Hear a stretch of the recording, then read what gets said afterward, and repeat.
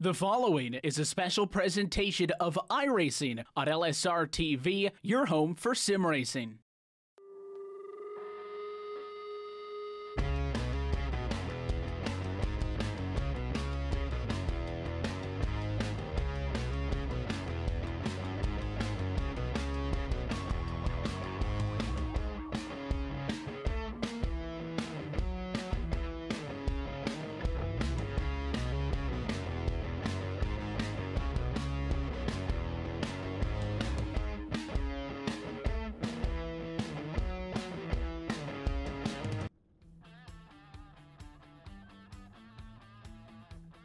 Live tonight from the Martinsville Speedway, LSRTV is happy to say good evening, sim racing fans, and welcome to our continuing coverage of the DJ Harris Designs Truck Series on your home for sim racing and iRacing Live, where tonight, round number 3 from the paperclip gets underway on this Sunday Night Truck Series campaign. And as always, we are so happy that you're spending your time with us on your home for sim racing. A little bit of double-header action with us this evening on LSR TV. If you're also a fan of the road side of things, right now live as well with our friends over with the Major Series at Bathurst 500. Good opportunity to utilize multiple screens, but we're happy that you're with us, specifically myself, Evan Pasoko, as always, joined alongside by Justin Prince and Gary Weaver. Brett Wheeler is downstairs bringing us to you this evening. And Justin, we come off of a interesting race per se, Myrtle Beach Speedway. Not a lot of drivers were able to make it out and start that one,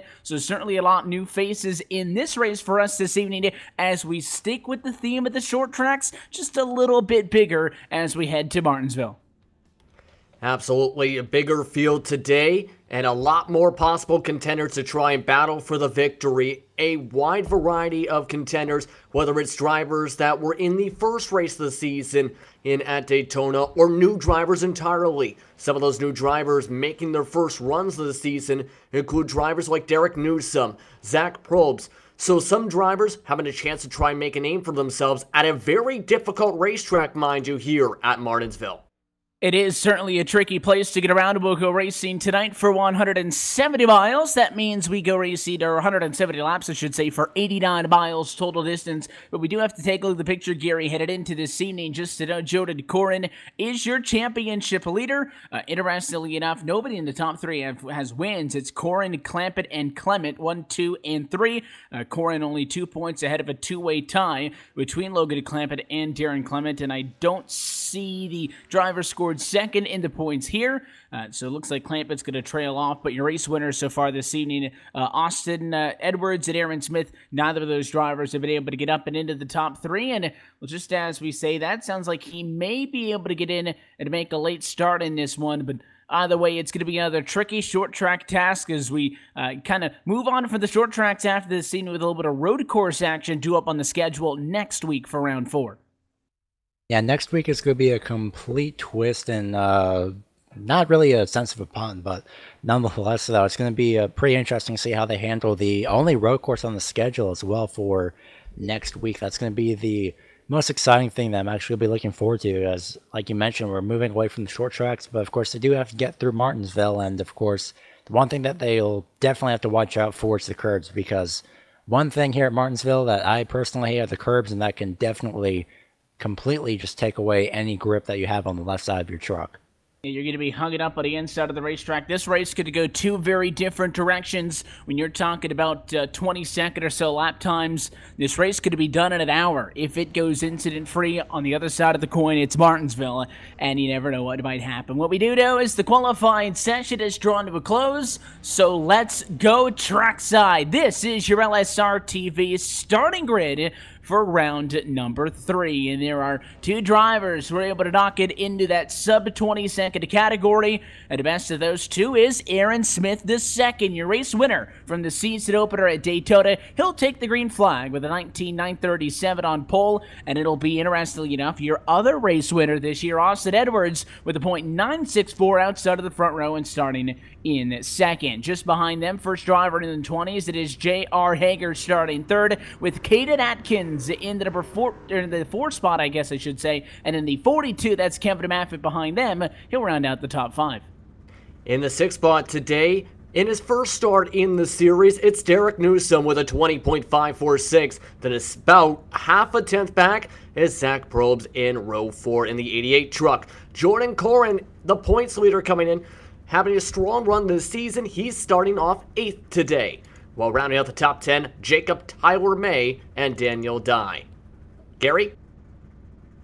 Yeah, thanks, Justin. The final 3 drivers, and 2 of them are late starts, but they should be able to hopefully make it in time. Of course, 11th will be the 14 of Elijah Drew Garcia. The 8 of Lucas Cram starts 12th, and then rounding out the field, who just got onto the grid, is the 32 of Darren Clement, who is in a 2-way tie for 2nd place in points. He's going to have a long way to go if he wants to make up points from 13th on the grid, but that is a look top to bottom at your LSRTV starting grid. A couple of drivers just getting to the racetrack now. We did note last week a little bit of a change in starting time. These drivers used to go into green at 7 o'clock Eastern. Of course, moved it up. Happy to have them with us on LSRTV as the field now begins to roll off at turn number 1. So some drivers still getting adjusted to that. But let's talk about this Martinsville Speedway. Justin, racetrack is noted just a tad over a half a mile in length at 0.526 miles. That's how we go racing tonight for 170 laps equals out to 89 miles. But what makes Martinsville so tricky is those long straightaways, the tight corners, and the fact that it is only 12 degrees of paint can helping you out, and I'm sure it feels like a lot less than that. Yeah, it feels just very flat when you enter these corners. In fact, does not feel like there's any really banking at all. But there's a lot of challenges to try and make sure you get down to the proper speed for the corners, get yourself held to the bottom without hitting the curbs, and then on the exits, making sure you're not hitting the gas too quickly to where you lose the back end of the truck and spin yourself around right in front of possible traffic. So it's about managing your truck while making sure you are staying on the bottom to try and maintain track position here tonight, Evan.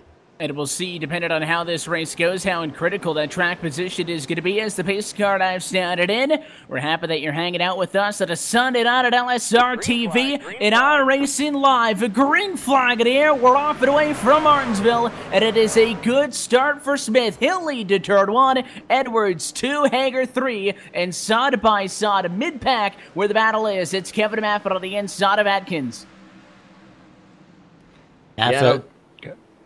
Yep, I was just about to say it was a very good start, but not a so good start, though, for Corrin. He's already nearly to the back of the field, still forced up to the high side, and just able to get to the bottom, just about make contact in fact there, Gary, trying to hold on to that set bottom line, fighting with Elijah Drew Garcia, the points leader, losing lots of ground early. Yeah, not the best move to really dive it in there, but luckily he just barely avoided that core panel of the number 4, the 88 Zach Probst. Got passed by the 7 and almost under fire from that number 4 machine. Yeah, the number 4 machine wants to get up and get going. It was a pretty poor qualifying effort for Tyler May, and he's already been able to get one spot, having passed Corrin in the 3 truck way up and out of the groove. He will hang on, and that truck looked like it was destined for the garage as he got all kinds of sideways into 3, held onto it as he drove up the hill. He will get past. That is Darren Clement going to buy on the inside of the racetrack, the last driver who was able to start. Cram die in the session, but weren't able to make it to the grid. We'll see if these drivers pick it up a little bit later on, but a close call for Corrin as he saves it in a battle for the race lead now all the way up front. Your 2 race winners so far this season. Don't want there to be a 3rd different race winner in 3 weeks, so they are battling with each other, and Edwards trying to get it over to the inside of Smith. He can't do it that time. Yeah, having a very difficult trying to time it up right now. It looks like Smith going to move up the racetrack and opens up the bottom door for Edwards. Now it's going to be the question, who can outbrake each other? You can see the bit of the bobble, in fact, locking up the brakes a bit, Edwards, but has that preferred line to try and carry it. But that outside momentum is helping Smith defend the position for at least for now on the high side. It's going to be difficult, though, to try and keep defending it here at Martinsville. Especially early on, you would think that with without any rubber down on the racetrack that inside, fastest way around is going to be the place to be, but Smith has been using that runoff in the corner to his advantage, and there's no real banking to give him a boost. It's simply just him getting back into the throttle much sooner than the 18 machine can, but Austin Edwards so close, and that time he has got it. Austin Edwards going to go to the race lead. You go on board with Aaron Smith II as he tries to chase him back down, but something tells me Edwards going to be checking out now once he's gotten the clean air. Yeah, a little bit of contact mid-pack, though, from the number 7 in the 88. Newsom trying to stay in front for that top 5 position, but that's not going to happen. Here comes the 88 of Probst down to the inside. Following suit will be that number 4 of Tyler May eventually, but side-by-side down the back straightaway as Aaron Smith hopefully will find some momentum back. But right now it's a little bit of a battle for 5th as the 7 of Newsom makes contact off turn number 4, and somehow they stay straight, but that 7 got the worst of it. There goes Tyler May around into the outside wall and collects the 7. Got him, Derek Newsom, and just avoided calamity. Another hit there with the 3, but it looked like Newsom was okay. You talked about it, got squeezed into the outside wall. The LSRTV replay will show that that 4 machine, after that bit of contact, just could never regain control and spun hard off into the corner, smacked the wall, and as he came back down the racetrack, just got the 7, and it was a hard hit for Newsom into the outside wall.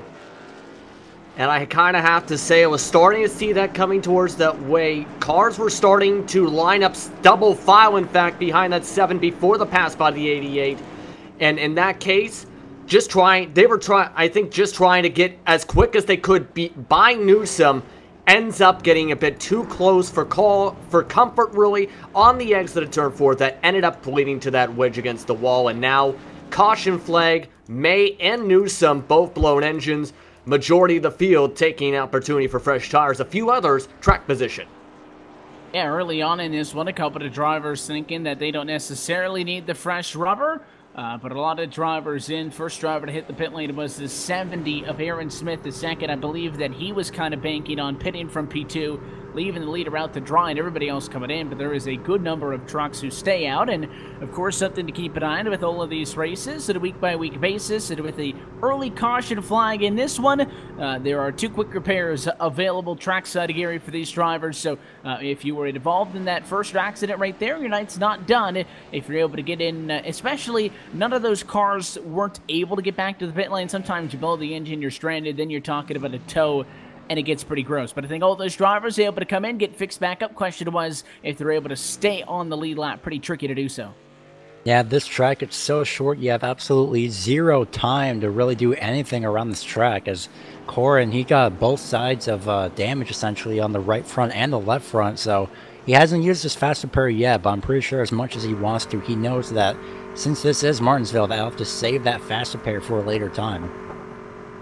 Certainly a little bit of damage not going to hurt you at a place like this. That's when the discretion call that we always bring up on a week-by-week basis comes into play.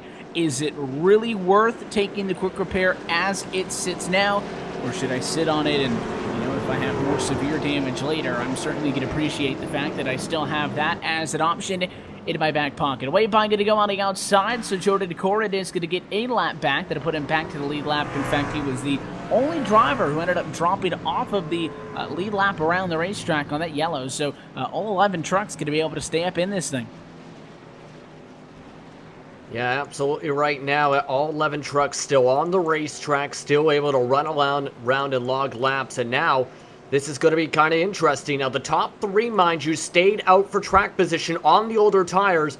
Now it's going to be the question, how long can they try and hold them up? And watch for tire spin on this restart. Definitely watch for it as we get set to restart this race. Green flag in the air. It's a slow start for Edwards, but it does get up and going. And the fight's going to be for P2 as here comes the 44 of Hager, who's all kinds of sideways. Probst missed the corner down with the 88 truck. He falls way back. And in the end of it all, J.R. Hager to P2. Here comes the 14 now on the inside as Garcia takes it over. Amazing job, 3 wide in the back, a little bit of contact, 32 goes around 2 as well. Caution is out again, and unfortunately for Darren Clement, that's not the way that he wants to start off this race. The 2 of Kane Atkins is also involved, but The reason of that was because of 70 on the outside. I don't think the 32 knew he was there, or maybe just misjudged that distance, but unfortunately the 4 also got a piece of that as well. Yeah, I want to say that it was 3 cars fighting for not enough real estate, but it was really those 2 on the outside. As you mentioned, the 32 with Aaron Clement, you see on the replay there, kind of squeezed that 70 of Smith up into the wall. And the 2's minding his own business. Caden Atkins is on the inside. He's leaving him plenty of space, but as that 32 comes down the hill, he's the one that gets tagged, and a good bit of damage as he bounces off of the wall and a couple of trucks. So as we return live, more drivers down to the pit lane. Austin Edwards, your race leader, still not wanting to come down, but a lot of drivers in to get some damage repaired. Looks like it's going to be one of those nights at Martinsville where the sledgehammers are getting their time. It's getting towards that way, and already is at this point of the way to get all kinds of damage repaired and are using their 2 fast repairs. So I'm not surprised people are just trying to keep that in their back pocket, because you never know if you get something significant enough to cause suspension or engine damage where you have to have it. If you end up using both of them early on, you could risk getting the DNF by later on in the race when you will definitely need that said fast repair. I don't blame them whatsoever not to be using them this early on. Certainly, you got to do what you got to do, and it's not something that you want to have to fall back on. But I think the ability for these drivers to have that as an option in this DJ Harris Designs Truck Series, certainly something that when you're involved in an accident, you're very happy that it's there. Something that I think you'd rather have and not need than not have and need, certainly. But on that note, to give a call to the people who make all of this happen, and a shout out to the title sponsor, DJ Harris Designs. DJ Harris Designs is your one-stop shop for iRacing and NR 2003 paints, from replicas to originals. DJ can hook you up. You can find him on the Trading Paints website. Just search Daryl Harris on Trading Paints.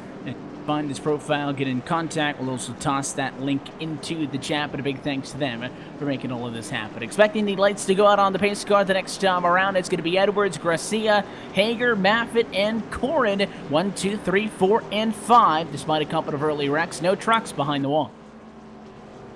Yeah, not many behind the wall as, for now, but I think that this is actually a really good strategy call by the top 3, who still, as mentioned, they refuse to pit, but from the last run that we've had, or small run that we've had at least prior to this second caution, it's a good move because they're not really wanting to pit unnecessarily and then lose the track position that they have now. So I can see what they're doing, and from a driver's perspective, it's a very, very smart move. Now, starting in the front, well, not really, but just have to hope that you at least get sent to the back as safely as possible. And we see some of the drivers pulled down out of the way. Pace car going to hold off. It was just about to dive down to the pit lane. That is, they were trying to get, I think, that 44 back into its correct position on the pit lane. The caution flag has been delayed at that 3 machine that was trying to get a wave around. So pace car going to pop right back out. And it is going to be lights right back out on top of the pace car. So quick restart here. 23 laps going to be complete of the 170 on the board. Third round of this 2018 DJ HD Truck Series on LSRTV. And Austin Edwards been, I think, one of the most consistent drivers we've seen with the opening 2 weeks of this season. He looking, I think, for a green flag run. Try to get out in front of some of the chaos. He'll control the restart on the inside. Another slow start. Green flying in the air. And a good challenge from Gracia topside. But look at the 70 car up the inside. Smith now dives to the inside of Hager. Yeah, nice restart to try and get by Hager here. Remember, he has stayed out both of these times so far. And you can see the difference with the tires. Overcooked the entry, slides up the racetrack. That opens up the revolving door to get by Hager and moves Smith up to the 3rd spot. So moves him up and into the 3rd position. Bullsitter trying to climb his way back to the front of the field, and after losing the race lead to Austin Edwards, coming down to the pit lane under the first yellow, really just looking to make up some track position. Next driver in his sights is Elijah Drew Gracia, who we've been talking about like he's been up front this whole time. Not the case. The 14 started 11th and is your biggest mover by a lot. Has charged to the front of the field, but I don't think he's got anything for Edwards. Your race leader now a half a second in front. As we catch up with the battle for 6th position. Behind all of this is Derek Newsom on the outside, and Caden Atkins down low makes a pass into number 2 Chevy. And a great job starting as everyone is really starting to single file out slowly, but position 2 says otherwise, as again the tire difference, as mentioned, from the 70 versus the 14. Well, there goes Aaron Smith back up to 2nd place. So now it's again the past 2 winners running 1-2 once again, but this time it's the 70 who's on fresher tires than the 18. So I'm expecting Smith to catch up to Edwards in a few laps time. We'll see if that is going to be the case as he continues to be on the move. But there's another spot under attack, and Caden Atkins wants another, and he has got it. This time it is on J.R. Hager. So 2 spots in 2 laps for the 2 truck, as the driver who was involved in the most race of the yellow flag. Obviously, that race truck looking nice and clean. It'd come down to the pit lane, gotten serviced, used a quick repair, and just like that, in a blink of an eye, very much back in contention now. Top 5, but a caution flag is out. 3rd time tonight. A couple of trucks in turn 3. Mays one of them, and it looks like Kevin Maffick hung up on the curbs as well. Yeah, Maffick just having to lock up the brakes, as you'll see on the replay for LSRTV here. You can see Mays the one who triggers out the caution because he ends up just having on the exit, it looks like just making contact with Newsom, or just missing contact rather, because Newsom hit the wall, swings the truck back and forth, eventually loses the handle, and again, though how the 42 gets involved, locks it up and just stands on the curbs basically, just avoiding that incident overall. And that 4 machine was awfully close to getting into the inside wall, but it gave it a little bit of gas, and fortunately enough for him, there were no other trucks up on a racing surface, so that decision did put him into traffic, and he limits, I think, the severity of what that incident could have been. The first time tonight, though, we have seen Austin Edwards give up the race lead, come down to the pit lane, so the 18 machine going to go 4 tires and fuel. He'll burn out of the box as the first truck off of pit road, but it will cost him his race lead position. Caden Atkins, who had just pitted, we just talked about him, had gotten involved in an incident, got a quick repair. He stays out now, not being really on that old of tires, and he'll assume the race lead. Yeah, and I noticed the 44 overshot his pit box just a little bit. He had to back up as well, so unfortunately it did cost him about 5 seconds on pit road compared to everybody else. So unfortunately for that 44, he gets sent back to what's now about 7th place just because of a little bit of a mistiming in terms of braking for his pit stall. Yeah, so certainly those are going to be factors that add up as this race continues to progress. We mentioned that at the very top of it all, there's 2 different races you can see at Martinsville. People get spread out, and it turns into an endurance race, or it's a short track race. And so far, the option has been the latter of the 2. 3 yellows in the opening 30 laps of this Martinsville race. Certainly, there is going to become a point, no doubt, that this does break out green flag run. I don't know if we'll get to green flag pit stops necessarily, but nevertheless, a point of which will come at some point in this race. But I don't think you can plan on these short runs, which is why if the green flag run comes out this next run, it would be great for Atkins. Just time it well, but it's kind of a hard thing for drivers to predict. Yeah, you never know when the next caution's going to come out and where the next incident is going to end up happening that could trigger said caution. You basically, some drivers have different perspectives. They are just treat it like a short run where they try and gain as many positions as possible, or they do something called race management. Try and manage the conditions, try and feel things out, because you never know when a long run's going to break out and when you're going to need fresher tires and less tire wear for that long run. We'll see how long this one's going to be. Pace car off and in. The 2 machine right alongside Edwards. Green flag back in the air as we take lap number 35. If you can get a fight for second, that would be great news for the 2 car. And at 70, Aaron Smith is trying, but a little bit of a bobble. Do we go 3 wide? No. The 70 lays back, but on the outside, it is Austin Edwards. 4 fresh tires, and the 2 overdrives the exit, and there he goes. Edwards right back to the race lead. I bet Aaron Smith was very tempted to make it 3 wide, but decided against it. He'll make a move on the outside now for that 2nd place position. That's going to send the 2 back down to 3rd, and the battle right behind them as well between the 14 and the 88, so they're trying to fight for that 4th place spot as best they can. But of course, don't count that number 3 of Corin almost completely, almost actually tagged the left rear quarter panel, but manages to save it as the 14 and 88 still battle side by side.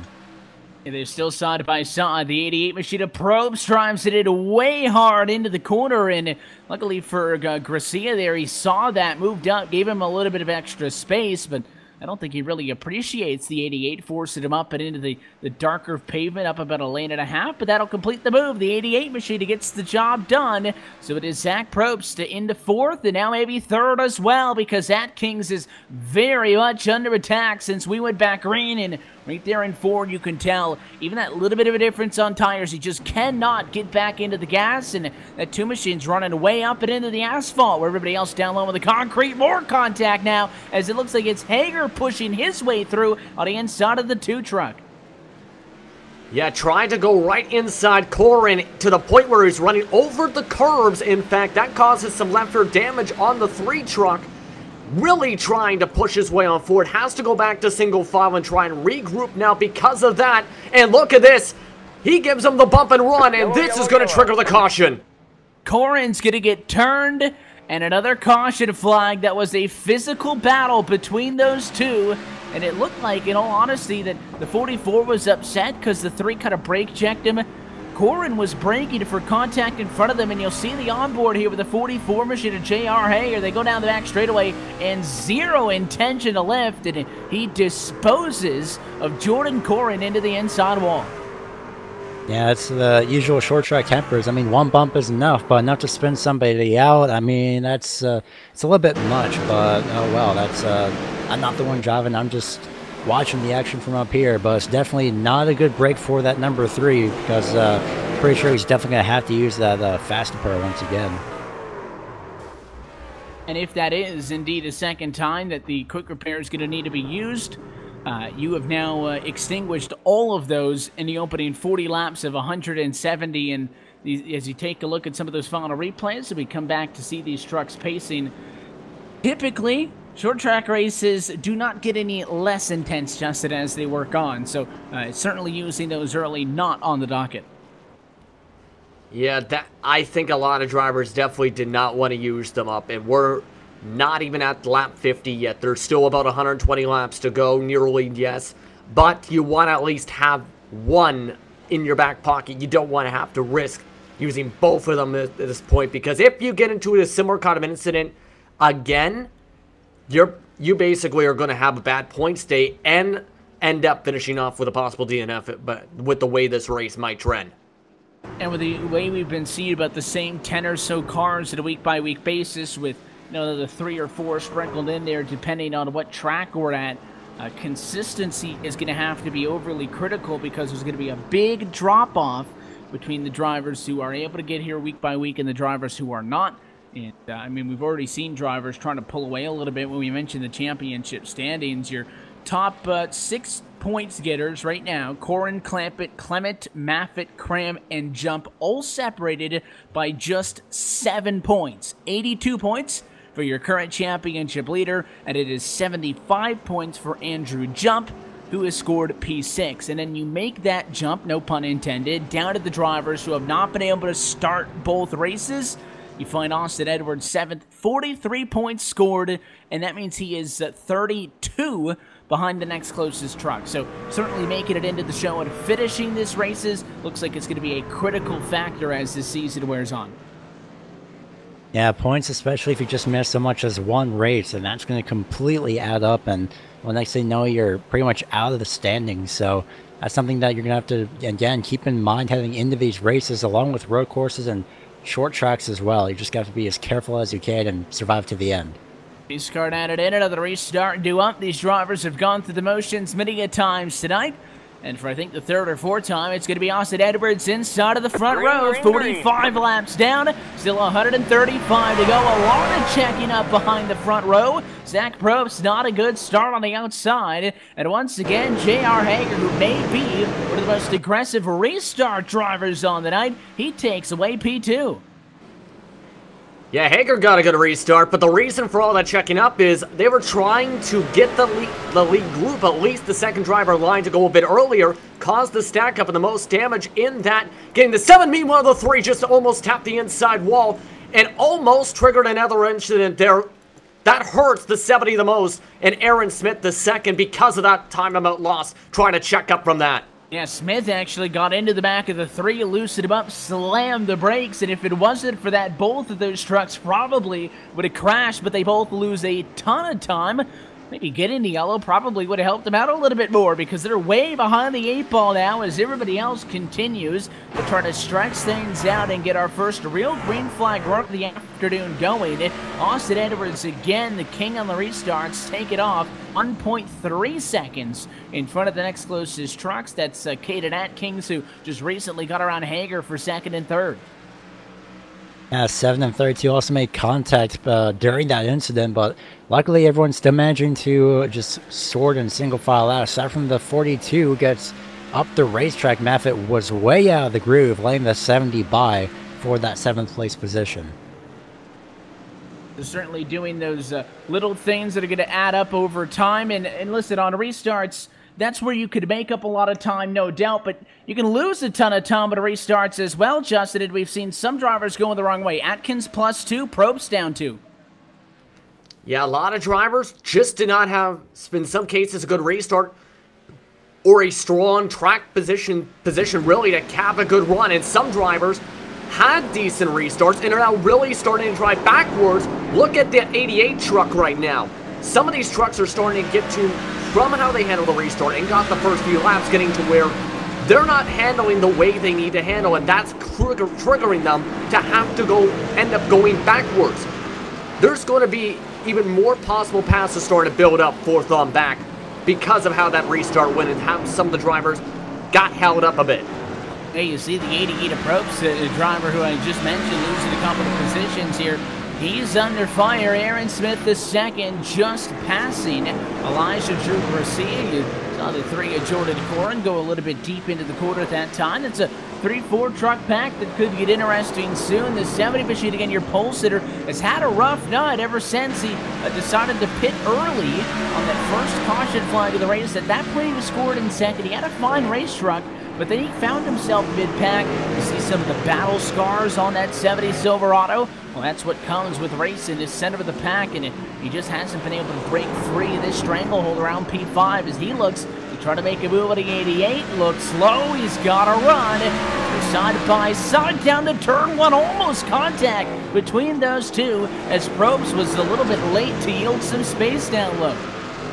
Yeah, the 88 Probst was protecting that position every single time. Almost a little bit of contact down the back straightaway. Around goes Probst in front of the 14 of Garcia. Caution somehow not coming out just yet. There it is now.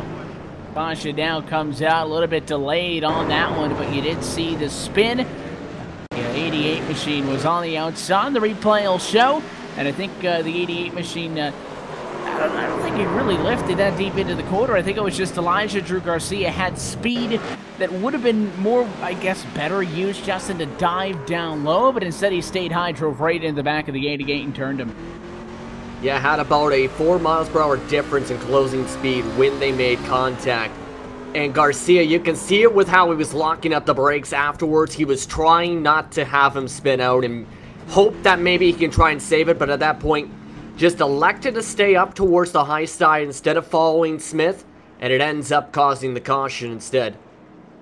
Causes the caution, and the upteenth time. We've had one early on in this race from the paperclip as Austin Edwards again stays out. And this race could very well come down to a lot of these 15, 20 lap runs or so, and whoever ends up in the right position at the right time could come down to luck. We kind of speculated a little bit about it earlier on, Gary, but if you're Austin Edwards right now and you're staying in, or he comes down to the pit lane, he's stayed out so many times because he likes the truck, and he comes down now. It'll shuffle up the running order because now it is going to be Zach Probst, who was just involved in the accident, to assume the race lead.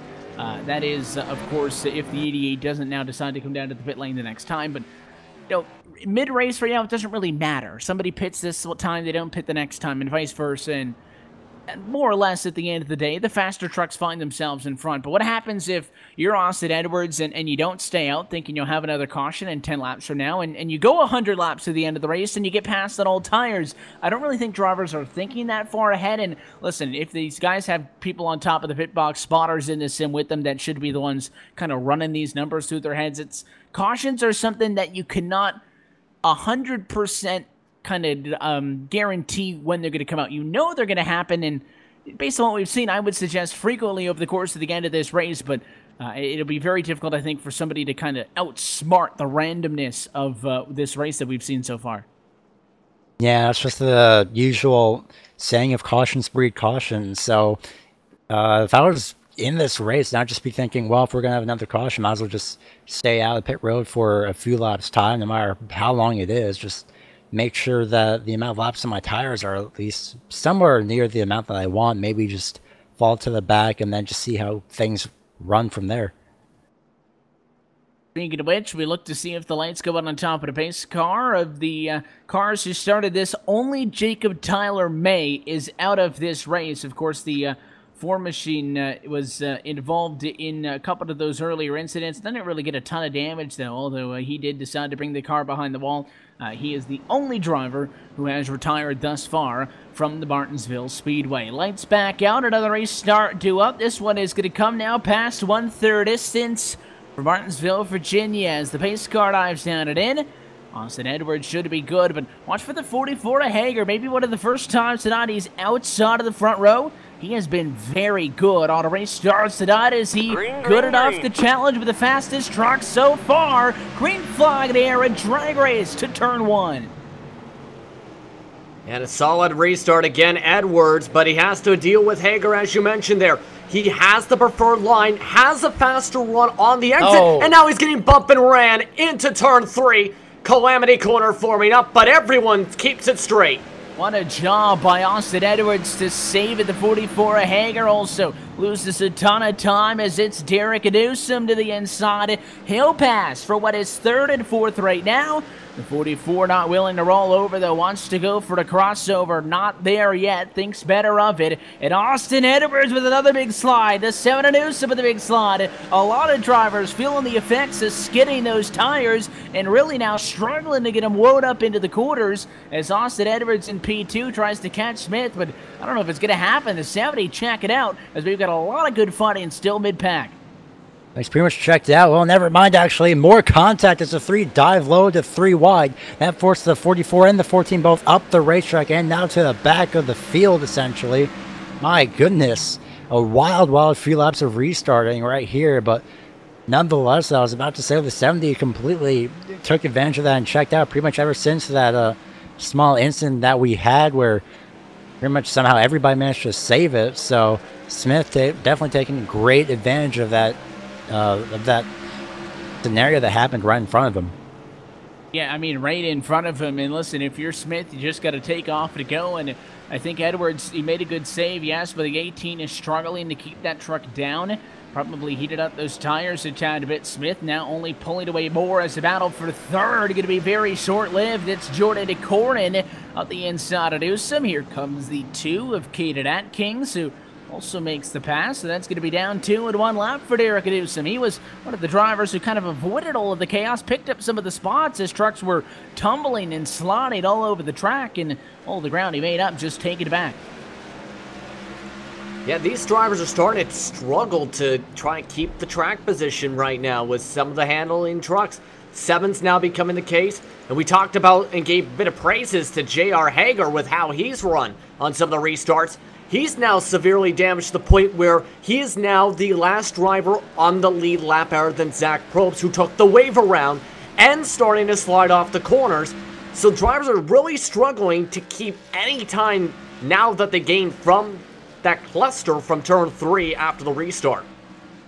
And certainly we've spread out, so I think we're fortunate enough to have been able to get away from that incident or near incident, however you want to classify it, certainly compared to some of the other ones that have completely dissolved into absolute chaos. And in fact, now in one of the longer green flag runs we've seen this evening, Working lap number 70 for Aaron Smith, but Austin Edwards now has kind of gotten his feet back underneath him. He's slowly chipping away at the gap up front. Lap time for race leader Smith, a 26.60. It was a 25.57 for Edwards, so he's not blowing up on him, but certainly a little bit by little bit, close it in. Your top two trucks, though, over 5 seconds for the next closest competition, certainly showing it that they're the class of the field right now.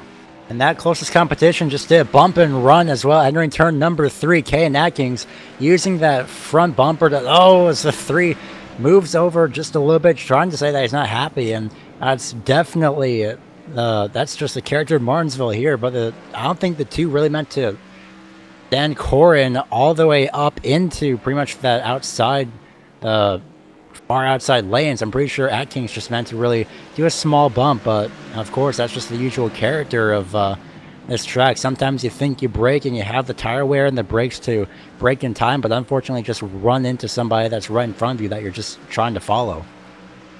Yeah, and we've seen a lot of that tonight. It looks like drivers still aren't entirely sure where the correct braking point is into the turn. Listen, sometimes when you overdrive the corner, you mean to overdrive the corner. You dive down to the inside of somebody, try to force your way down low, or of course you drive it into the bumper like we saw with Kate Atkins, who made the move on a Corin not all that long ago. And listen, if you make the move on somebody, you have to be prepared that they have the absolute right to do the same thing back to you.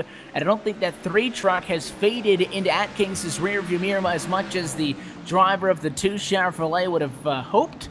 So there may be something still to be determined in this exchange for 3rd and 4th position. But aside from those times where there is a little bit of thinking and strategy behind it, there have been a couple of trucks who have missed quarter entry on several occasions. I know Garcia, one of them, as he tries to search for a tad bit more consistency. Started 11th, went way up to the top 2, and then has kind of been relegated back here towards the back half of the top 10. He scored 7th right now on the racetrack. Yeah, and that's partly because the average track temperature has been skyrocketing as these cars have had their longest green flag run of the day so far. Plus 3 degrees up to 104 degrees Fahrenheit since the drop of the green flag, since the restart. So it's getting to where you're getting very slick on entry to make sure you hit the brakes, very slick on exit while trying to hit the gas, and that became the case with the number 3 because he drifted around out of the exit of 2 and now has bunched everyone behind him for a battle now for the 4th spot. So it's getting to where it's getting so slick, it's going to be getting increasingly more difficult to try and hang onto the truck without spinning the truck out or getting in contact with their truck side by side.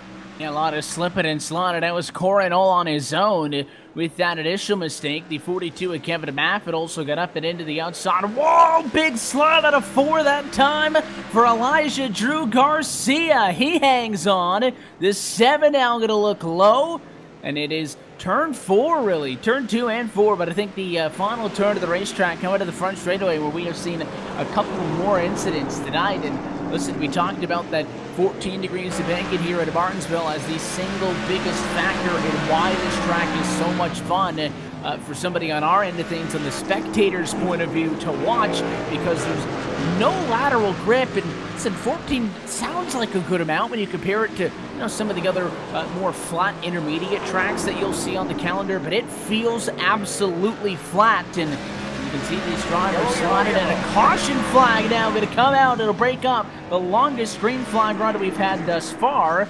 We will try to find where the issue is. It's the 88 machine of probes. Yeah, he came off of turn 2, more than likely hit the throttle a little bit too hard and slammed into the outside wall and destroyed the engine, sat in the middle of the back straightaway just as the leaders came by. And luckily they made a move to go down low, mainly Aaron Smith, but he went right back up the racetrack, and he luckily survived any more contact. Yeah, smacks off of the wall, and when you're blocking the racetrack like that, you don't always get away as scot-free.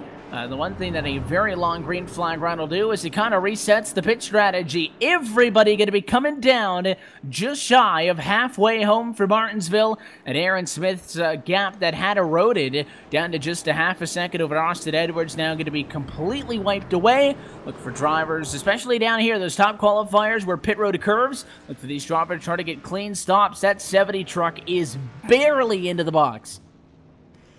Yeah, that right rear quarter panel currently heating just over the edge of the O-line, but that is counting as inside the box since that tire sits inside the box. And the bright side for this caution too, you can 100% for sure make it on fuel now because fuel usually lasts with a full run about 120, 125 laps at Martinsville, give or take, plus or minus 10 laps. Everyone should be able to make it from here on out.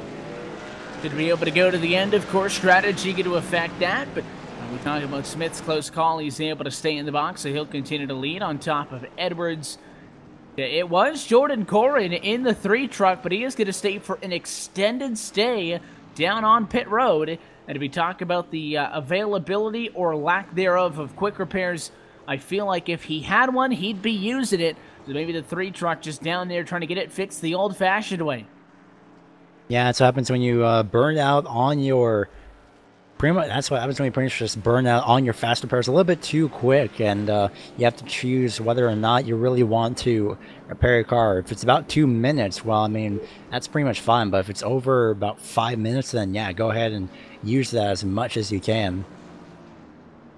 And I think that if we have future yellows, we'll get a good idea of what the exact scenario is. If he keeps coming down to get serviced, it's not a good sign. But to a point that Gary had touched on a little bit earlier, Justin, because the racetrack is so short and that pit lane, such a slow pit road speed of just 35 miles an hour, it's very difficult to come down and get service without losing a lead lap. Of course, if everybody puts together, you're okay. But as lights go on top of the pace car, there's literally zero chance for Corrin to kind of come down pit road multiple times at a single yellow without losing a lap. So kind of in a very tough position to just get the bare minimum, only 1 trip, and then get back out there before you get put a lap down.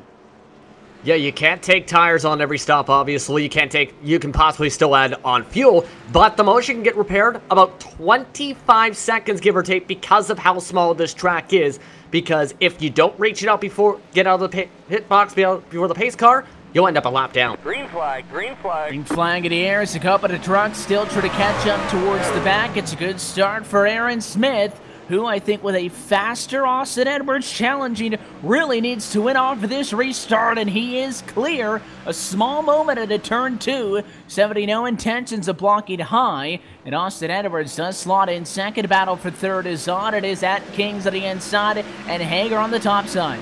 I think Hager got a piece of the outside wall just coming off of turn number 4, but it's definitely not affecting him if he did, because he's still side by side, and Atkins had to check up, more than likely because he was sliding up it, and I'm pretty sure he didn't want to squeeze that 44 into the outside wall. Squeezed up and into the wall, but nonetheless, the end objective was accomplished. It is Hager into third, and Atkins trickles down into the number 4 spot. At this very moment, the trucks 1, 2, 3, 4... all running exactly where they started in this race. Even Eric Newsom, who scored P6, is running exactly where he started. The only driver to break up that nice trend is Elijah Drew Gracia, who, again, one of our bigger movers, is at a very up-and-down night. He's got speed, looking for consistency as he runs P5 at the moment. Exactly, and it's getting hard to hold that consistency again with how the trucks have been all night long tonight. That time lost a bit more speed. But it's about, again, trying to be not held up by traffic. He's right now in a great spot. He just needs to keep the truck clean as the battle for the lead is starting to intensify as Edwards is down to within a 1/10 of a truck length into the apex, is ready to pounce. Trying to make the move. Looks low, and it just that sideways off of the corner is what is preventing Austin Edwards in the battle for the race lead from getting to the bottom. I think he's overdriving the truck just a little bit. I do believe he's better than Smith. We talked about the 70 machine certainly being in the right place at the right time, passing Edwards when he had a huge slide and it pulled out to a second, but before that yellow, lap by lap, it was a 1/10 or so every single time in favor of the 18, so Edwards just needs to find that consistency once more. Yeah, he's doing a great job at sticking with the 70. He just has to regroup and just make sure that he doesn't overdrive the car as much as he can. But he almost overdrove it off of turn number 4 there. But what the 18 has to do is just, again, just regroup and just follow the tire tracks of the 18. If he's faster, and he was there in the middle of turns 1 and 2, but he had to check up loose off of turn number 2, he's definitely overdriving that. But that's definitely not going to help him get to the lead. No, and it's only going to hurt him. You know, you can tell yourself that if I drive aggressive now, I want to make the move as soon as I can, get out to the race lead, run in clean air, and that's going to be the best solution long term. But if you keep slotting these tires, eating them up early in a run, does you absolutely no benefit. And, you know, Smith doing a very good job at a pressure here. The 70's got a little bit of damage. Of course, he started on pole, so I think he's happy to be back up here, but that didn't last that long. Austin Edwards passed him pretty quickly when this race started. Now 96 laps ago to this point. I think with Edwards being so much up on the bumper that the 70 would be sweating a little bit, but he's handling the pressure pretty good so far. He's handling it perfectly right now, unfazed with how he's driving his lines.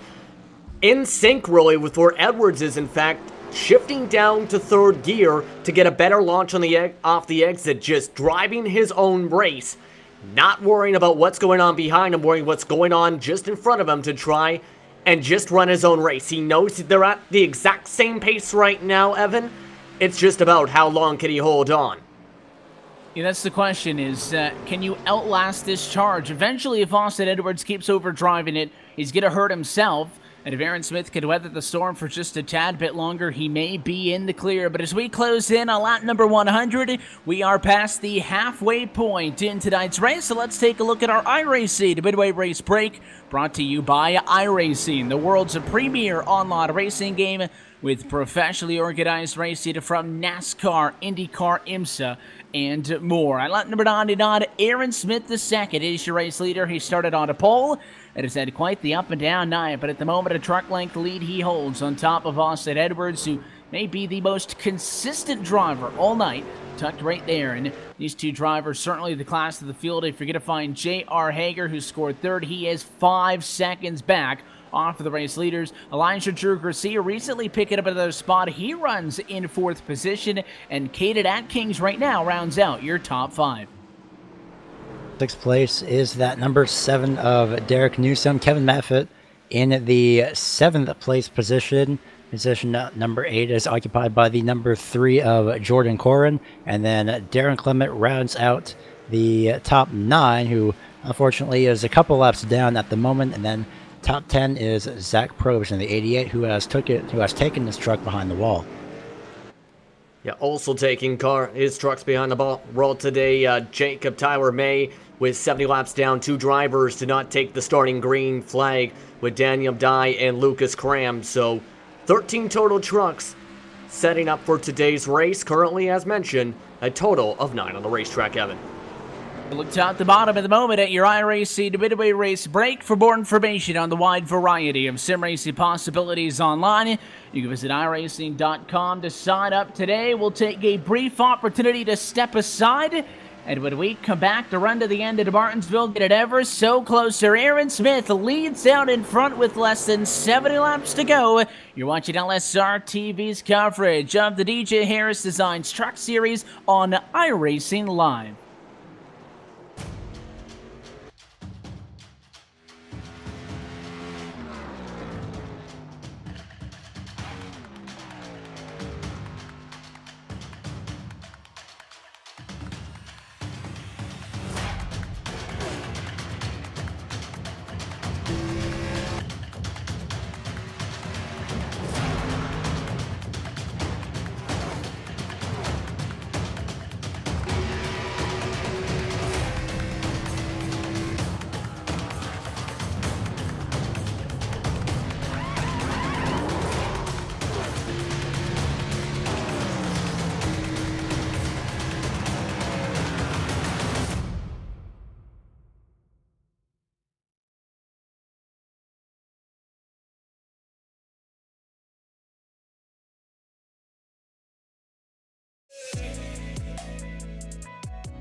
My name is Steven Corpenos. I'm a senior web developer here at iRacing, and I work on the beta UI.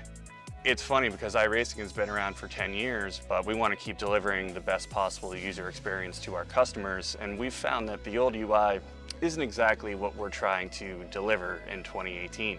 We want to use new features and provide the best possible experience when using the sim.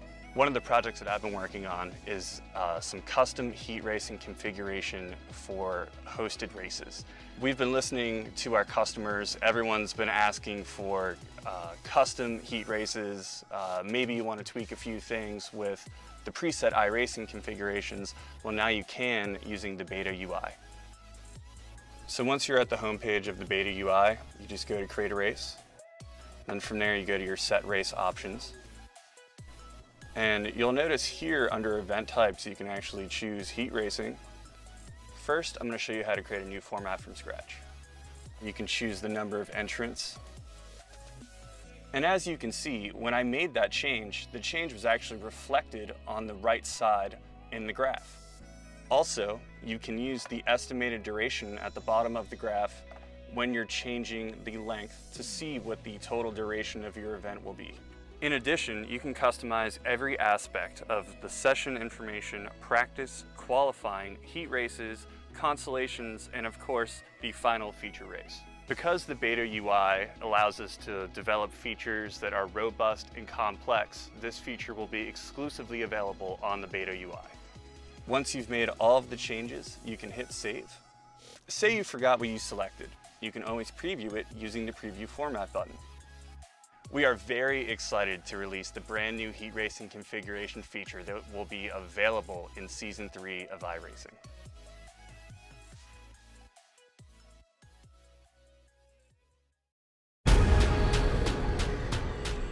The most realistic online racing sim ever made. This is iRacing. Detailed laser scan tracks, fully dynamic real world cars, and over 50 series to choose from. 6 online world championships offering over $100,000 in annual prizes. This is the original esport racing game. This is iRacing.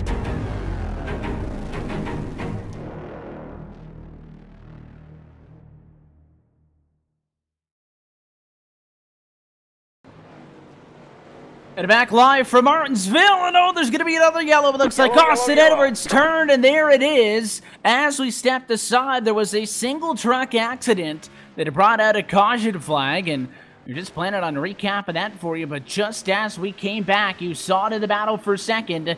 A little bit of a 50-50 fault there. It looked like the 44 of Hager trying to get low, and maybe a little bit of a dive down to the inside at Edwards to try to block, and all of a sudden, the best truck of the night in peril late, as you saw the yellow flag there. Yeah, it looked like Edwards just took the entry up high because he was side by side with Smith, but had to try to back off and try to diamond off the corner. But guess what? Instead, Hager was trying to go right for the same piece of real estate.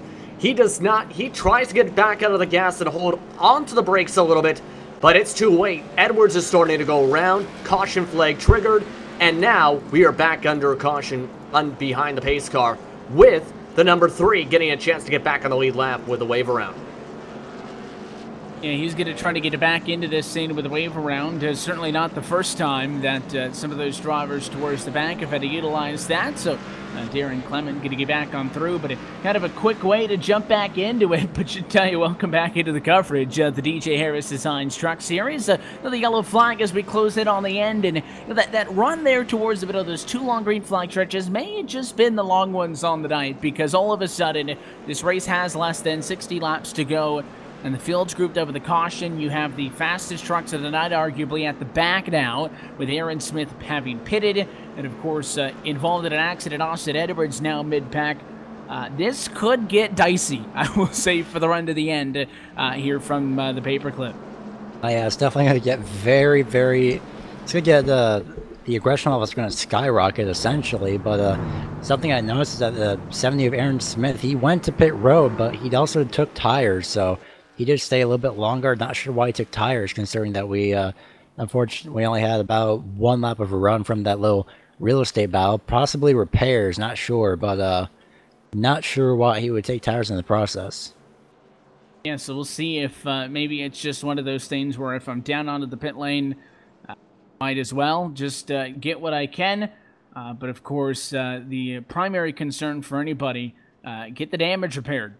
Something tells me that You're going to have a few more yellows, and the objective certainly to not be involved.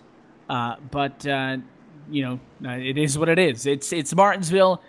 You have to do your best, and sometimes your fate's out of your control. Kind of funny how a short track like the Ville can compare to a place like a Talladega or something. But this race, buckle up, as it is Caden Atkins' turn to bring us to the green flag. I think it may be the first time this evening the number 2 truck is in control of the field for a restart as they come to turn number 4. Side by side they roll.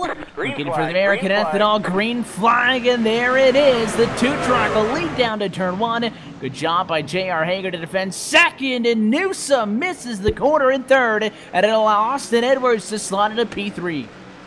And that also allows Aaron Smith to slide into P4 as well. That's how high Newsom went up the racetrack.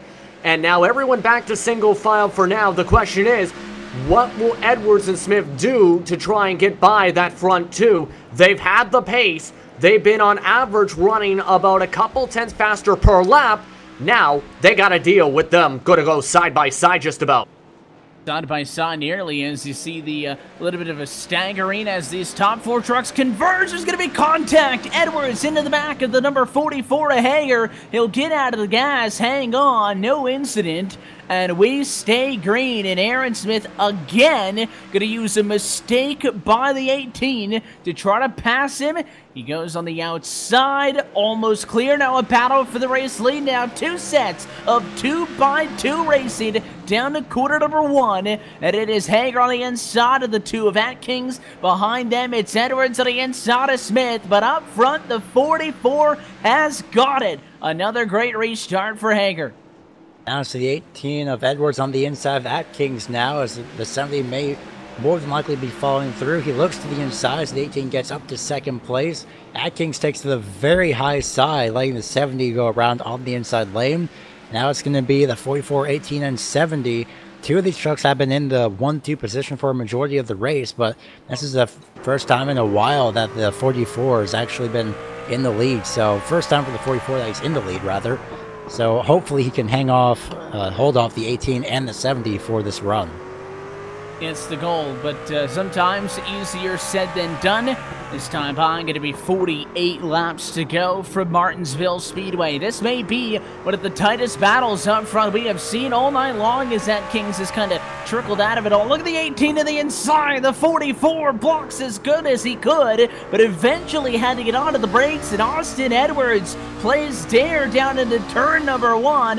He'll have the upper hand now at the opposite end of the racetrack, as Hager tries to do everything he can, but unsuccessfully. And Austin Edwards, after a handful of mistakes tonight, finally makes a nice move. And Hager, I think when hunted for the back bumper, missed the corner. He'll throw away second. Yeah, he overcooked the corner big time to go nearly up into the outside wall, and that opens up the bottom side narrow once again for Atkins to get on by. But with all of that shuffling and side by side for the battle for third, that's allowed Edwards and Smith to start to pull away, already up to 5, 6, 7, 8 truck lengths down the backstretch. Certainly trying to stretch this one out, as through all of that, you see 4 or 5 trucks. You think that it might change the running order, and somebody may be able to get into the conversation. And then it just ends with Austin Edwards and Aaron Smith once again, 1-2. Although, again, notably, it is Smith trailing Edwards. And I'm starting to think, the more and more that I watch them, that they're getting much more even. They're closer to one another now, I think, than they have been all night. I think earlier in this race, Austin Edwards a clear advantage. I don't know what Aaron Smith has figured out. I don't know if maybe some damage on the 18 machine's hurting him. The back end of the 18 doesn't look all that hot, although the 70's got about an equal amount of damage in his own right. But I think Aaron Smith has put himself in a legitimate position to have a shot at challenging for this race win. He just cannot let this race go green, while also allowing Austin Edwards to pull away. That 18 gets a half a second in front, you can forget about it. Yeah, Aaron Smith is trying to capitalize as much as he can. Almost hits the wall of turn number 2. Well, speaking of trying to capitalize, my goodness, well, almost completely pancaked the right-hand side of that vehicle, or at least gave a little bit of a stripe there unintentionally. Caden Atkins, of course, third place, so he could maybe and hopefully somehow find a shot at this, at least second place. But he's the slower of the top two, with about 0.2 slower. But that could have been from trying to get around the 44 of Hager. 70 was a little bit loose off turn number 4, but he's still staying behind the 18. That's something I've noticed, is that when Austin Edwards was behind the 70, he was there. He just couldn't really find any momentum. The same thing is happening with Aaron Smith right now as well. Yeah, same thing happening with Smith, certainly, as you have that fluctuation. And just as we say that, a big slide for Austin Edwards. So hold your horses. This race far from over.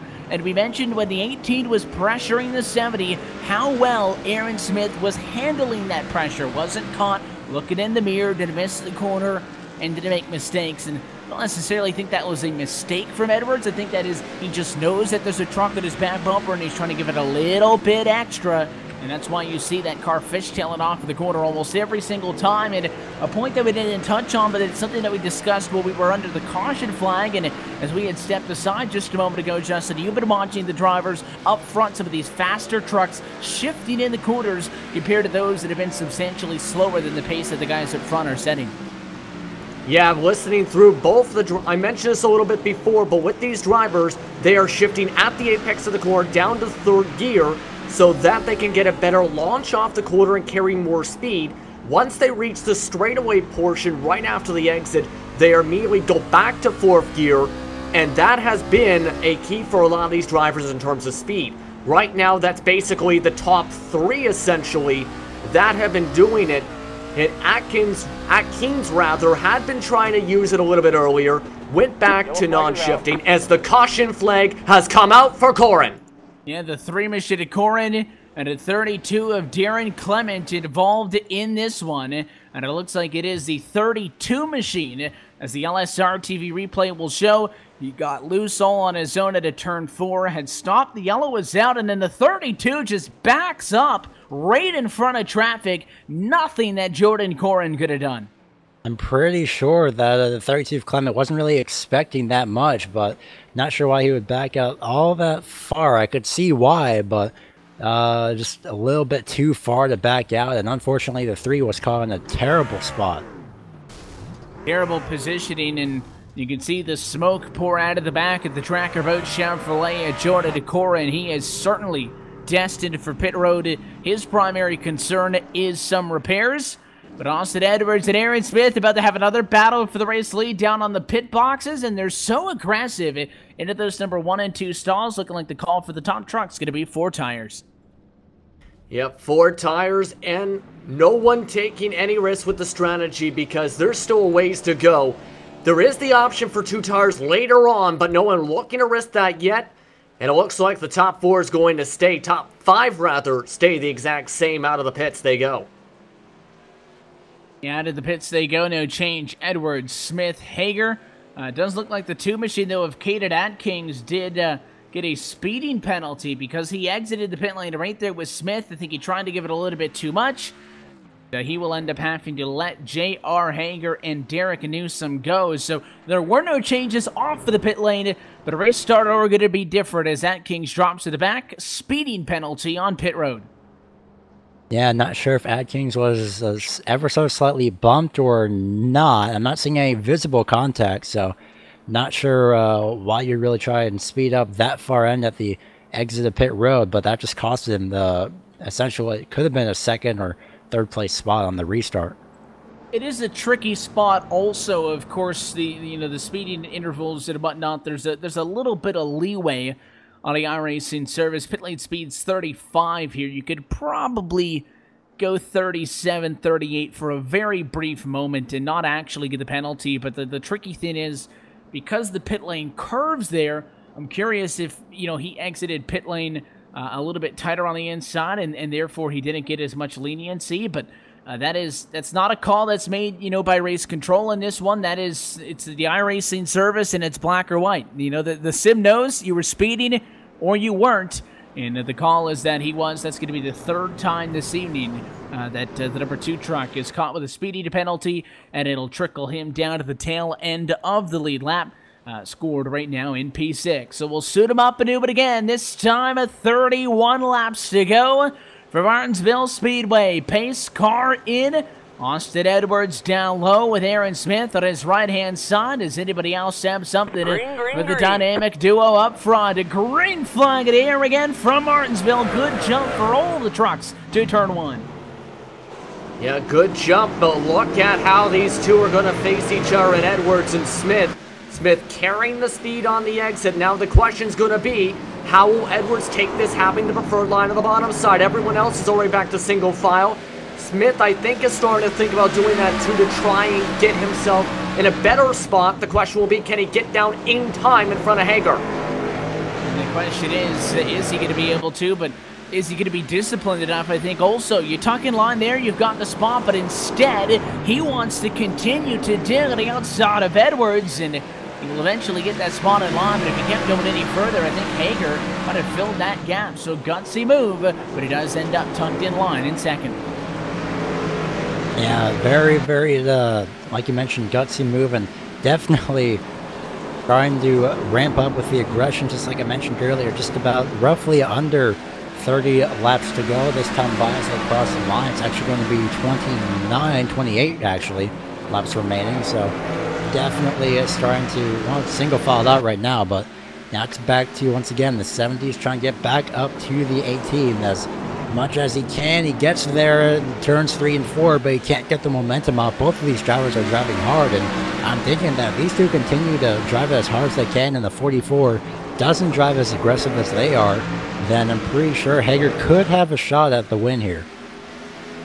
And that's all he hopes for, is to have a shot at the race win. And if the top two continue to run good, I think they are the best two trucks at a racetrack. Let's not mistake that. But it's Martinsville. All it takes is one race start, one bump, and because the top two have actually been racing pretty hard with one another, they get into a fight, maybe take each other out of this one. Hager, if I'm the 44, I know that I do not have the speed every single time around the racetrack to challenge those two. But I am going to want to stay in third, not let Derek Newsom fourth on the back catch up to me, and put myself in a position where if something happens, I'm there to pick up the pieces. And you hit it right in the nose. You want to be there to try and battle, but you don't want to time it out to where if you have a situation where you have that, you end up losing so much track position time that you can't gain it back, especially if there is a caution or an incident that brings you off the racetrack. So I think Smith, he's got a bit of a faster car. A majority of the laps behind, even behind Edwards, he's been about half a tenth faster. I think it's about just waiting for the right opportunity, waiting for the right moment to make the pass to get to where it won't be where Edwards can try and get it back and or end up making contact and spinning themselves out. That's a lot of things for a driver to kind of calculate on the fly, and through all of that, battle for the race lead still on. Aaron Smith right there, 2/10 off, but a battle for third, maybe the more pressing one, because Hager has not been doing what we said he needs to do. He has not been able to keep Atkins behind him. In fact, it's the two machine on a hard charge after that speeding penalty. Recently passed Derek Newsom for fourth and nearly dumped Hager for third. The checkup is going to cost him some time. The two drives it so deep into the corner. I'd be afraid if he's coming in hot on my back end. Yeah, I'd be just a little bit concerned as well.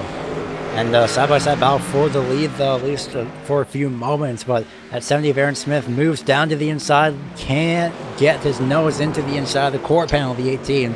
He probably could have forced the issue, but unfortunately, he just couldn't get there in time, and more than likely did not want to take out that 18 of Edwards. Yeah, that's not what you want to do. And listen, if you stay close enough to use the bumper, absolutely. It's a short track. That's what you do. But there's certainly a difference between, getting on somebody's bumper and pushing them a little bit deep into the corner and then just missing your quarter entry and wiping the truck in front of you out. And that's a fine line you got to walk if you're the 70 Smith. There's no pressure from behind. J.R. Hager now is still having completed moves now, still holding on to third as Kaden Atkins tries to close back in on him. But from the 70, take a deep breath. Austin Edwards isn't pulling away. Set yourself up, but do not, if you are going to, I should say, make that move to the bumper, don't make it now. You move somebody out of the way with 17 laps to go. They have so much time to repay the favor that if you're going to do it, you got to do it late. Yeah, you have to do it where it has to be, I think, in maybe 2 to go, if not on the last lap, if the last resort. So you know that that's a possibility. You don't want to end up doing it, of course, where you end up giving a bump, they catch back up to you, they repay the favor, say about 5 laps later, and then guess what? You are the one who's either in the wall or finishing second instead of coming away with the victory. It's all about timing once again. And Smith, I think he knows is a bit faster, a bit more stable than Edwards right now. He just wants to try and time it up to where he doesn't lose the back of Edwards or tap him. And he's certainly got a good look at it, and Austin Edwards keeps stepping out sideways, and I think his concern needs to be that I don't need to throw this one away on my own as they both go deep into quarter number 3 this time by only 15 laps to go for Martinsville Speedway, so running out of time, and the 70 machine is in a fantastic position right now. Yeah, what the 18 has to do, of course, he's more than likely expecting that bump in, of course, a few laps time, but the 70, maybe in terms of a little bit of mind games, just looking every which way. Both drivers loose off turn number 4 ever so slightly, so both these drivers definitely pushing as much as they can. Both take a high entry and then a little bit of a low exit just to the edge of the curb. So the number 2 has finally gotten to 3rd in the meantime, though, and the 44 had gotten loose in the meantime. Yeah, Hager too loose, and that is going to throw it away. So Atkins, who I think the faster of those 2 trucks right now, does make his move into 3rd. He would be the one to pick up the pieces if something happens up front, but we were talking about that analogy. It was a 2-second difference. Hold your horses. Caution with 12 laps to go, and it is J.R. Hager in the 44 machine. He had just gotten past for 3rd, and then lost that truck coming out of turn number 4, and this one is going to come down to a restart with less than 10 to go. Yeah, this changes everything with that caution. It was a situation where Hager, too late on the gear shift, ends up leaning to the back tire, starting to spin, drifts his way around, and spins the car out right at the start and finish line. But now, it's going to be about, if you are the 70 and the 18, you need to make sure you do not speed, do not make a mistake on the pits, and could be where we maybe see someone decide to take 2 tires to jump up to the front row for the restart.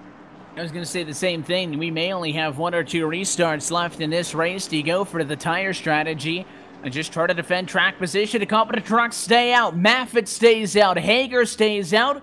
Well, your top 2 are down pit road, expecting that these trucks, who have been so fast tonight, will stick with their strong suit, go for 4 tires, fuel if they want it. It's not going to make a difference on trying to get to the end, but the drag race off of the pit lane. Look at that one. It is going to be Edwards and the truck behind him, Smith, stick with what we expected they would, and that was a 4-tire call, but a 2-tire stop, I think, in between them off of the pit lane for Derek Newsom in the 7, and that just may be a race-winning move because Kevin Maffitt first and J.R. Hager second have taken no tires. Newsom, who will restart 3rd, has 2, and then it is 4 tires for Austin Edwards 4th and Aaron Smith in 5th. And something I noticed on pit road, I was expecting 70 to take at least 2 tires, but the thing that he did do was take a faster pair, so that 70 still had at least a faster pair in his back pocket as the 42 of Maffitt heads down to pit road. He does pit, so he's not going to stay out. He bluffs, and he will come down to the pit lane. But the 44 truck, who just spun out, is going to stay out and lead this race. And with the subtraction of Maffitt for the conversation, now I don't know if Newsom is in such a good position. He would have lined up inside road to 3rd. Now instead, though, he'll be outside of Hager. And if he doesn't pass him on the start here, he's going to be in a tricky spot because Austin Edwards is going to be diving low, I think, in the 18 machine because he'll now be that 3rd place truck inside row 2. And the 70 of Aaron Smith really in a tough spot on the outside of row 2 and 4th is going to have a lot of trucks to get through before he can get down low. I kind of am a bit nervous in this case with a truck that just spun out as long as he did and squealed the tires as much as he did down half a straightaway. I'm going to be very concerned about tire spin and if that truck can hold the bottom line at least going into turns 1 and 2. If you are beside them or behind them, I think you wait until the backstretch and then make the move because you don't know what's going to end up happening with Hager. Already, Edwards giving him love taps. Already, he wants him to go. It's going to be a restart with 7 laps left at the board for J.R. Hager. No tires, but a good restart for the 44. Derek Newsom absolutely caught sleeping on the outside. The 70 Smith wants nothing to do with him. He'll dive low. It's Austin Edwards to second, Smith the third. All sights on the 44 truck. That was a great start by Hager, but now it's going to get under fire and already it slid up, entering turns 3 and 4. So now it's going to leave the inside open for the 18 and the 70 to get by. So right now the 7 shoved it into there with 6 laps to go. Not sure what had happened, but caution is out once again. He was on the brakes, but he called it way too late and got the 42 and Maffin involved. In the 70 machine, or the 7, I should say, Derek Newsom just missed the corner and bounced right back off. Down in front, Kevin Maffitt going to be involved, and oh, how it falls apart for the 7 Newsom, who I liked the call. I liked going for the 2 tires. I think it was a good mix of the guys on none, the guys on 4, and it just does not pan out, and I believe, based on the number 166 that's on top of the scoring pylon now, that this race will restart once more, and it may be a 1 lap to go shootout if it does. And if it is the 1 lap shootout, oh boy, buckle up everybody, because there's not going to be a lot of give and take, I don't think. Edwards and Smith are going to be fighting as hard as they can on both sides. I can see Smith trying to fight very hard and try and pin Edwards down, I think, on the exit of turn 3 and 4, especially if they're still side by side through the entire course of the lap. And then the drivers behind them, I can see them possibly having a situation where they may or may not make contact, but try and do something. I'm a little bit nervous here. I think, Gary, you might be in that same kind of boat if you were on the racetrack right now, if it becomes that case of a 1 lap shootout. Yeah, if it's a 1 lap shootout, then I'd be just ever so slightly worried, but I mean, that could be the case, especially at this track. Usually it's about 4 pace laps roughly, plus the, yeah, it's usually just about 4 pace laps, 1 to get the pit road open, wave around the lap car, just a full pace lap, and then the 2 laps to green, then 1 to green. So it's going to be something to watch out for, I believe, actually this time around, to see if the pace car lights will shut off. We will see, and that's going to be the determining factor. And if this race is going to go back green, it has to go out this time. The lights on top of the pace car stay on. And I believe that means this race will not go back at a green flag racing conditions. And Austin Edwards can hang on 2 more pace laps, going to be a race winner. Yeah, and this will be a good win for Edwards. A strong battle throughout the second half of this race with Aaron Smith, but ended up having to be at the right place, the right time. Had a very solid truck all day long and able to hold on to the 70 for long enough to come away with the checker flag and not make any mistakes to end up losing the spot. That was critical, is the lack of the mistakes. We've seen other drivers take themselves out of this one, and it wasn't smooth sailing. Austin Edwards, I think if this race went green for a lot longer than it did, it would have been a lot more comfortable for him, but instead, he was slipping and sliding, and at many times, arguably overdriving the number 18 Chevrolet. When it matters the most, he ends up inside row 2 for the restart, quickly goes to the race lead, and he is going to hand to victory lane, and he'll break the deadlock. We talked about it, that it was Edwards and Smith coming into tonight, fighting for who would be the first repeat winner of 2018, and it is going to be Austin Edwards, your race winner from Martinsville. It'll be 2 in a row for Edwards. A little bit of congratulatory stopping there, but congratulations to that 18 once again, as he'll actually burn down already just at the end of the pace lap. So 2 wins in a row so far for the 18, no longer deadlocked, and it's going to be interesting to look at the points after this race. Kind of funny here, the 18 machine doesn't even go around to do an extra lap before the burnouts, parks it, and celebrates on the front straightaway as your race winner from the Martinsville Speedway. What we'll do is take one more quick opportunity to step aside. When we come back, we'll chat with him. Austin Edwards is your race winner in the DJ Harris Designs Truck Series. Post-race coverage next on LSRTV, your home for sim racing. The the most realistic online racing sim ever made. This is iRacing. Detailed laser scan tracks, fully dynamic real world cars, and over 50 series to choose from. 6 online world championships offering over $100,000 in annual prizes. This is the original esport racing game. This is iRacing.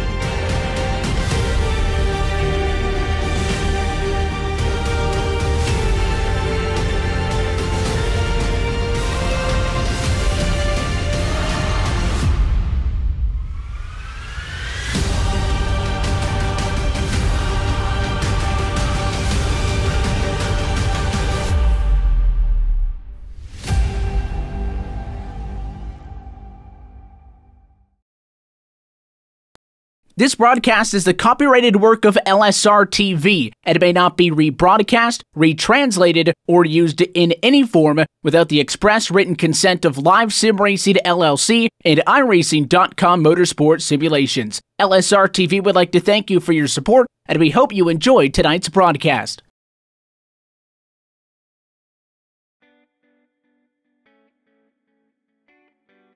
And welcome back live to the Martinsville Speedway, where LSRTV's coverage of the DJ Harris Designs Truck Series continuing tonight, round 3 on the season, now behind us as we welcome you back into the booth. Evan Pasoko, Justin Prince, Gary Weaver with you, with our producer Brett Wheeler bringing us to you this evening on iRacing Live. We will go trackside in a moment. First, we look top to bottom.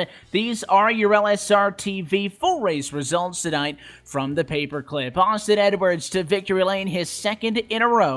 Ends up pacing to the checkered tonight on top of Aaron Smith, the second who comes home P2, and J.R. Hager, who rounds out your top 3. It was a P4 for Caden Atkins, who nearly wrecked out of this one in the closing laps. And Darren Clement, final truck at a lead lap to round out your top 5. Yeah, Kevin Maffett came away as the first driver, a lap down in the 6th spot, 3 laps down with Derek Newsom. 6 laps down in 7th. Credited with the DNF, though, did not take the checkered flag under the pace laps. Jordan Corrin, 37 laps down after his incident, running out of quick repairs. Elijah Drew Gracia also DNF'd after his incident that triggered the first caution prior to that second quick caution that seen Edwards go around. Zach Probst, 91 laps down, finished off the top 10. And then rounding out the field is Jacob Tyler May, who unfortunately retired early, 140 laps down. And then Daniel Dye and Lucas Cram did not start this race, finishing 12th and 13th. We'll look top to bottom at your LSRTV full race results. Standing by at victory lane is Austin Edwards, your race winner tonight for the Martinsville Speedway. We are with the driver of the number 18 machine now. Austin, congratulations on the win. It certainly looked like you had the best truck out there, but a lot of yellows and a lot of restarts kept it interesting till the end. Yeah, that was a very, very interesting race. With the thick setup they gave us, it was really crazy to me that we were shifting down in the corners. That's something I had to adjust to mid-race, and eventually I figured it out. Me and Aaron had a pretty great battle. I loved racing with him. 170 laps. Martinsville is one of my favorite tracks. I gotta say, that was one of the best races I've been in a long time. And by the end of this one, the number 18 Silverado is still pretty clean compared to some of those guys around you. How'd you stay out of trouble, despite the fact that, of course, you run up front, but with the amount of yellows, not necessarily everybody on a uniform pit strategy, so oftentimes you were in pretty thick traffic trying to climb back up front. Yeah, that was a little difficult after the couple mistakes that I made up there, but coming back to the pack, I just knew to be careful. I knew I was a little faster than the guys in front of me, except for maybe Aaron, so I was just cautious, making my way through the field, made it up front, just a few scratches on the car. I did make a little bit of repairs while pitting, but the fact that we all took 4 tires every single time we went in the pit made it nice too, so that we weren't too squirrely out on track.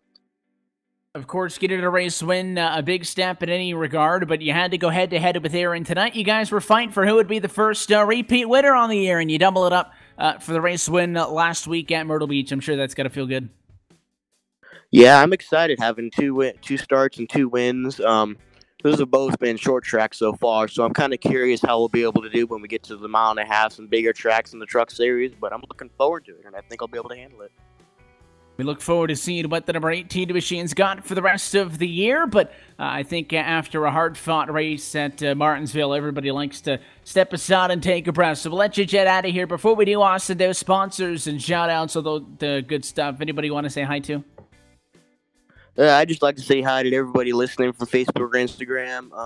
Gotta thank all my sponsors in real life that have been helping me in real life when I drive the super late models. My spotter, Justin McClintock, unfortunately wasn't on this race, but I'm sure he'll be on soon. And just pretty much everyone listening right now. This was an amazing race. I hope everybody enjoyed it, and we'll hope to see you next time. I think some people were crossing their fingers that it was a 1 lap to go shootout at the end. I think you breathed a sigh of relief as you got to, for the first time, I think, all night long, take it easy for a few laps. Austin, we appreciate your time again. Congratulations on the win, and did get a chance to catch you last week, so congrats on that one as well. 2 in a row. We'll see if you can get 3 next week. Awesome. Thank you so much. Race winner tonight from the Martinsville Speedway. Big thanks, Austin Edwards, for giving us some time here post-race. I believe also, just looking through the field, that trackside with our 4th place finisher. No, actually, you can even do better than that. Coming home in 3rd tonight is J.R. Hager, and trackside with him is Justin. Yes, indeed. Right now, trackside with J.R. Hager coming away in 3rd tonight. JR, how are you feeling about how you were able to get away with the top 3 finish? I'm not quite sure how I got away with the top 3 finish. I guess that final pit stop there at the very end, keeping the truck clean for most of the night, it all kind of played out to my favor. I know I was crossing my fingers for a 1-lap shootout. I'm sure other people were too. Yeah, indeed. I think a couple people were hoping that. I seen Edwards getting up to the back of the pace car. In terms of how the truck was handling tonight, it was talked a bit about Edwards, how it was handling, and how he had to adjust the downshifting midway point through the race. How was the truck feeling to you throughout tonight's action, especially with the track temp going up and up and up for the average temperature? Well, the truck was handling very interestingly. It was loose, getting off turn, but it was tight in entry and middle. It seemed like as the race goes on, as the rubber started getting on the track and such, track temp started going up, it was getting to the point to where the downshifting was slower than the actual just going 4th gear all the way around, because you were having to downshift at the very beginning of the turn. But then as the race went on, it got to where you were downshifting right before you were back on the throttle to exit the turn. And that's a good explanation with that as for tonight as well. Coming into the next race, of course, coming right on up in terms of the season, going to be at Canadian Tire Motorsport Park. How do you feel about turning left and right in Canada? I'm not quite sure. I'll have to go test there a little bit and kind of get my bearings there. I ain't raced there in probably a year at least. So I'm hoping that we can take this number 44 Miller Lite NRH Toyota Tundra to victory lane there, or at least the top 5. Anyone you want to thank before we let you go? Y'all for broadcasting, and Goran for hosting the league. Thank you very much for the time, JR. Congratulations on the top 3 today. And that was JR Hager coming away with the 3rd place finish today. And obviously a very happy driver, I think, in this one here tonight, Evan. Yeah, I think he'll certainly take that one, and I think we got one extra driver as well hanging down trackside with us. It's a P4 tonight for Caden Atkins, and he is standing by with Gary. Yep, staying here with the number 2 of Ken Atkins. Started 4th and finished 4th, so not really a lot of movement comparing the starting and finishing positions, but throughout that whole race, it was, of course, the usual Martinsville behavior with caution after caution and the occasional long green flag run. Also threw a little bit of an interesting mix into it. How's that track out there, Caden? It was really good on new tires. I liked the setup, but once it got on, like, I don't know, 10, 20 laps, it was, like, super tight. You were locking the front wheels up, braking, and it was snapping loose. I almost wrecked a couple times. And luckily you did manage to hang on to it for another top 4, top 5 finish, essentially. But with the track temperatures, what was your strategy, essentially, with the temperatures and the tire wear throughout this race? Well, I tried to save as much as I could, but it's a short track, and, you know, everyone's being aggressive, so it's hard to. I got hung out on the outside a couple times, which I had to be patient and, you know, let the people by. But otherwise, I just tried to save as much as I could. Definitely did an amazing job at that. Anyone that you'd like to give a shout out to for your 4th place finish here? Well, I'd like to thank Jordan for putting together the league, and I'd like to thank you guys for broadcasting. This is a fun series. I just hope we get some more people racing every week. But yeah, I thank you guys. Well, we thank you for coming on, giving us your time. We're going to go ahead and let you go. Congratulations again on your 4th place finish. Thank you. A big thanks, as always, to our drivers for catching up with us, and I think an extra thanks also to Edwards. I know we tried to stick around a little bit extra for him, but he wasn't able to get back in to the radio with us. So again, congrats to him on behalf of both his race wins, but big thanks Edwards, Hager, and Atkins for joining us a little bit later on here tonight, post-race show for Martinsville. And I'll agree exactly with your sentiments, Gary, when you were chatting with them there. A very Martinsville race. You know, you had those restarts, and you knew those were going to be a thing. You had the yellows. You know that's going to be a part of it, but you also had that little bit of green flag racing, which I think gave drivers an opportunity to work on their cars. So by the time we got down to the end, they were the best they could be, and I think that's partly why we saw the gap between Edwards and the rest of the field close a little bit. Still not enough to overcome it. He was the best truck all night long, and I think it's a deserving race win. Yeah, it's absolutely a great job for Austin Edwards. 2 weeks in a row as well, so that's definitely going to be a major confidence booster for the driver of that 18. He's also now 5th place in the point standing, so definitely is starting to slowly become starting a little bit of a roll here, and possibly a pattern that we could see. But we do have a road course next week, so that could be a little bit of a twist into the normal ovals that we usually see.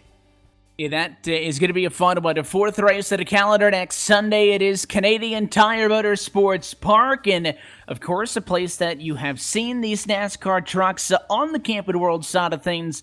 And it is a fun combination. I will say, Justin, I've driven it a couple of times on the sim. I'm no good at it, but it is tons of fun, and that should be good news for us looking for a good race next time out.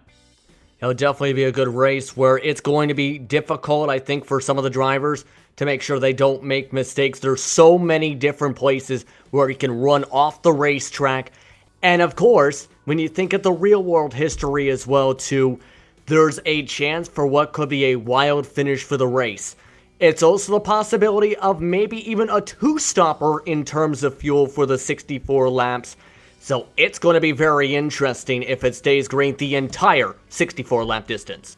And we hope that you join us for that one, but of course, you're not going to have to wait 7 days for more live racing action here at LSRTV at iRacing Live. We're back with you tomorrow night on October the 22nd, 9:30 p.m. Eastern Time coverage of the Full Throttle Real Racing Cup Series, and that one is at Talladega. You're not going to want to miss that one. Of course, Wednesday, the eSpeed Contender Series goes green flag racing at 9 o'clock Eastern, and we close out the week Thursday, October the 25th, also at 9 o'clock Eastern start for the Sesra Series. You can find a full broadcast schedule to our website, www.livesimracing.com. But engage with us on social media. Give us a like at facebook.com/LSRTV official. And you can follow us on Twitter at LSRTV for more information. On behalf of our entire team, the folks behind the scenes, of course, our counterparts live with the Majors Series right now wrapping up. Everybody who makes these broadcasts happen on a night-by-night basis. And, of course, for your team tonight. For myself, Evan Pasoko, for Justin Prince, Gary Weaver, and Brett Wheeler, we want to thank you for tuning in and congratulate Austin Edwards, two-time race winner now. He'll look for 3 in a row next Sunday, October the 28th, from Canadian Tire Motorsports Park. That race and every race of the DJ Harris Design Truck Series can be found right here on LSRTV and iRacing Live. Until next time, though, good night from Martinsville.